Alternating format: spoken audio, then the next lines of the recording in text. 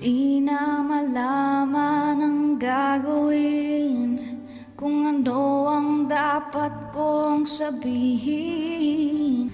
Gusto kong sabihin at gusto kong aminin na ikaw ang aking mahal. Ngunit paano sasabihin at paano aaminin na ikaw ang pinagdarasal sa may kapal?